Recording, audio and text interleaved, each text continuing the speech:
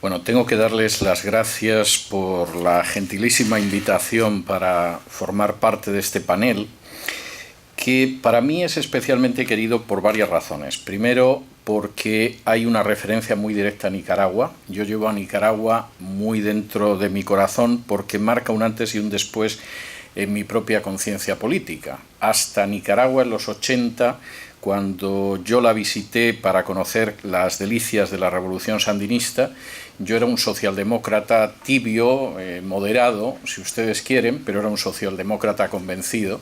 El pasar por Nicaragua a mí me arrancó totalmente de los brazos de la izquierda civilizada. Siempre había sido muy anticomunista, pero creía en una socialdemocracia al estilo escandinavo para llevarme al terreno del liberalismo. Yo creo que fue el disfrutar durante cerca de un mes de lo que era la revolución de los años 80 como para desplazarme ideológicamente de una manera muy clara. Es más, recuerdo que cuando aterricé en el aeropuerto de Panamá y llamé a mi familia en España para comentarles que había salido de Nicaragua y mi hermano tomó el teléfono al otro lado y le comenté alguna de mis experiencias, mi hermano muy horrorizado me dijo: ¿me estás diciendo que Vernon Walters tiene razón?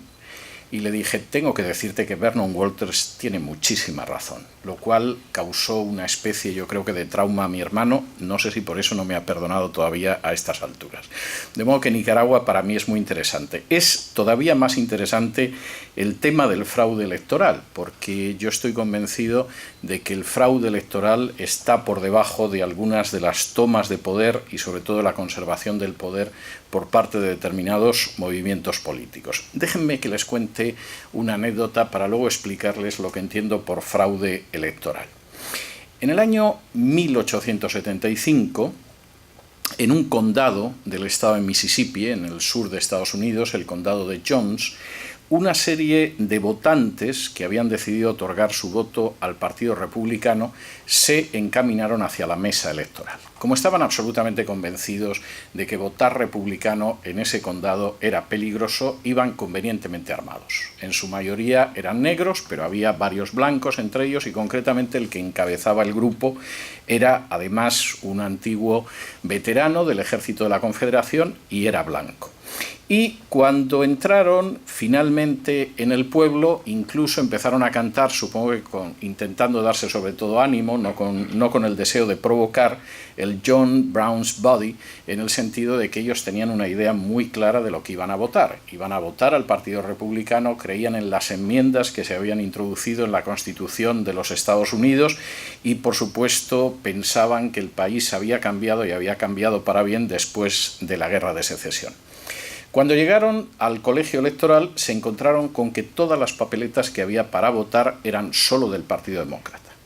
Y cuando pidieron papeletas del Partido Republicano, porque al menos había 23 republicanos registrados como tales en aquella población, les dijeron que tendrían que esperar a que hubiera papeletas republicanas, porque de momento solo habían llegado las del Partido Demócrata.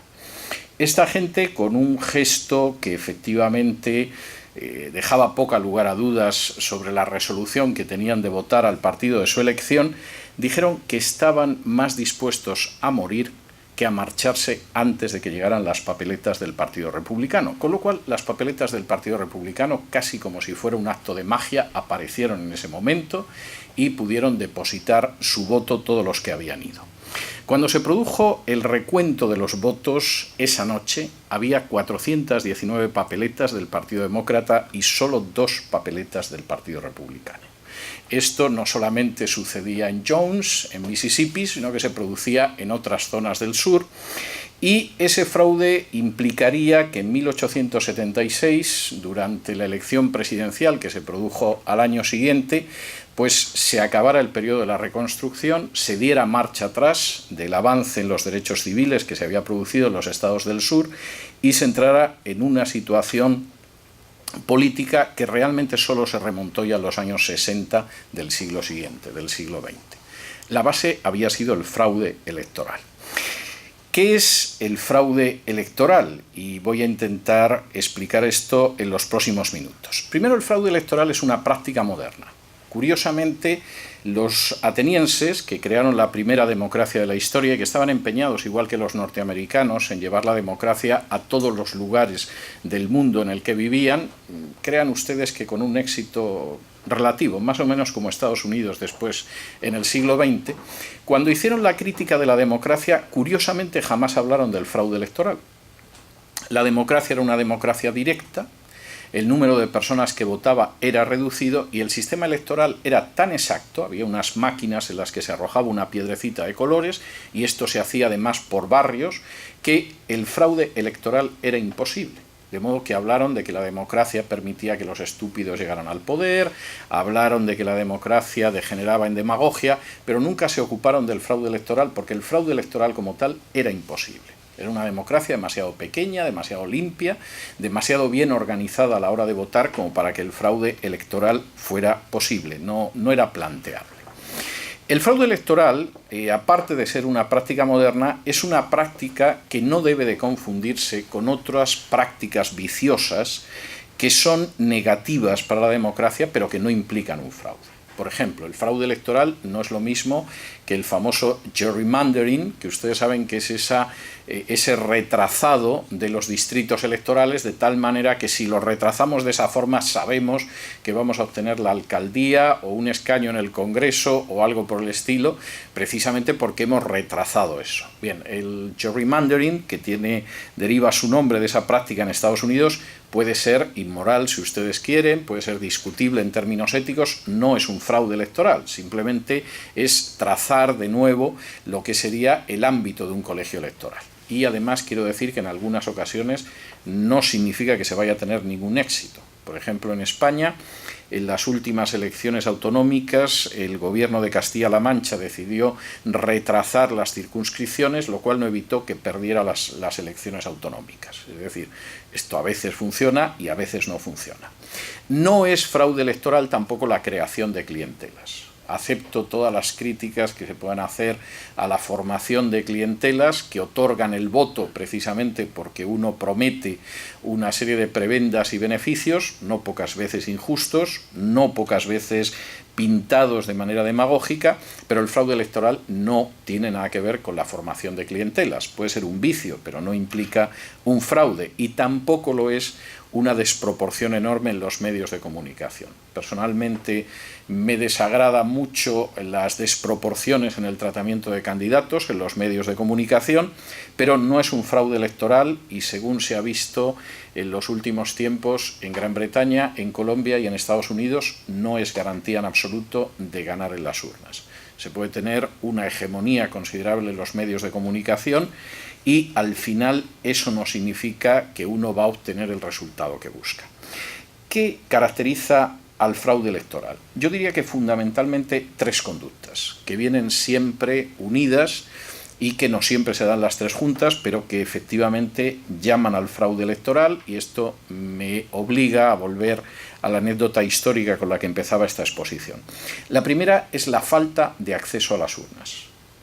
Y esto puede ser bien por el censo, es decir, un censo electoral que es incompleto y que busca que determinados sectores de los ciudadanos no puedan votar. Y efectivamente ahí hay un fraude electoral. Sabemos que determinados sectores del censo, por razones de edad, por razones geográficas, por razones políticas, podrían inclinarse hacia otro candidato y por lo tanto falseamos ese censo, dejamos a gente fuera del censo. Esto es una forma de fraude electoral y esto por supuesto se utiliza con bastante facilidad, o ese fraude se produce porque dificulta la inscripción de determinadas personas en el censo. Y a veces la manera en que se dificulta puede ser hasta legal. Volviendo al caso del condado de Jones, en el condado de Jones, después de 1876, pues como en tantos códigos negros que se aprobaron en el periodo posterior a la reconstrucción, las condiciones para que determinados ciudadanos no pudieran votar, pues eran condiciones que incluso podían tener un cierto soporte legal y que obligaban, por ejemplo, a que tu abuelo hubiera sabido leer y escribir, lo cual complicaba mucho la inscripción de aquellos que venían de una familia, por ejemplo, de esclavos. La falta de acceso es un fraude electoral. Y quisiera insistir en que la manera en que se modifican los censos para facilitar esa situación o para permitir que entre en el censo gente que no debería entrar, forma parte del fraude electoral. El segundo elemento es el recuento.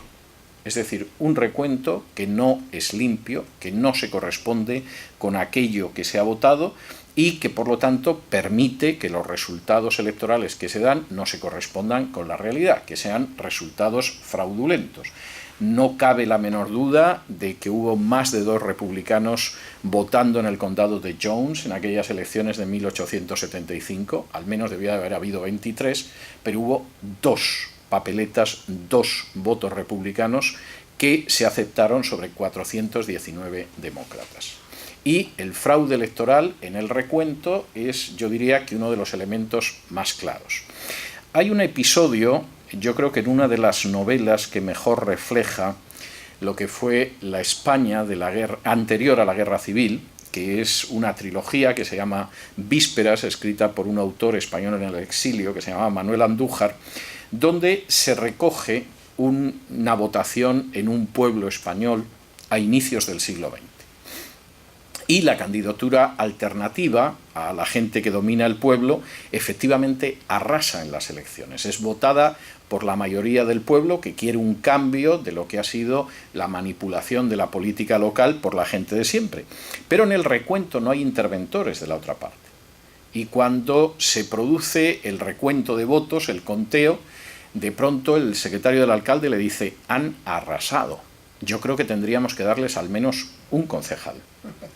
Y en ese momento la respuesta del alcalde es: no se les da ni uno, ninguno, mantenemos el ayuntamiento anterior. De tal manera que es obvio que las elecciones las ha ganado la oposición y no obtienen ni siquiera uno de los concejales de todo el ayuntamiento. Es un caso, si ustedes quieren, exagerado, aunque puedo asegurarles que en absoluto falso, de lo que es un proceso electoral totalmente fraudulento.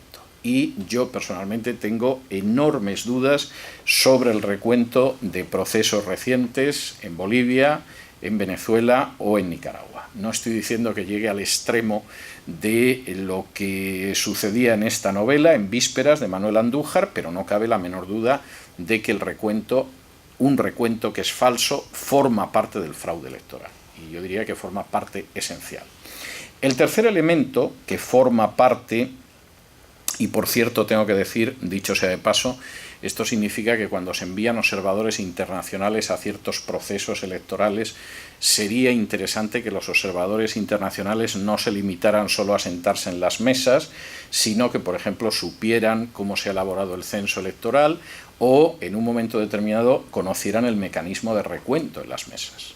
Porque las elecciones pueden tener un aspecto externo de limpieza y, sin embargo, estarse perpetrando un fraude absolutamente decisivo. Basta con que cambien los resultados en ciertos colegios electorales y esas elecciones se deciden. Y en un sistema, por ejemplo, de carácter mayoritario es más fácil. El tercer elemento del fraude electoral, que no siempre se da, pero que suele ser habitual, es el de la violencia o la falta de libertad. Y por violencia entiendan ustedes cualquier forma de intimidación.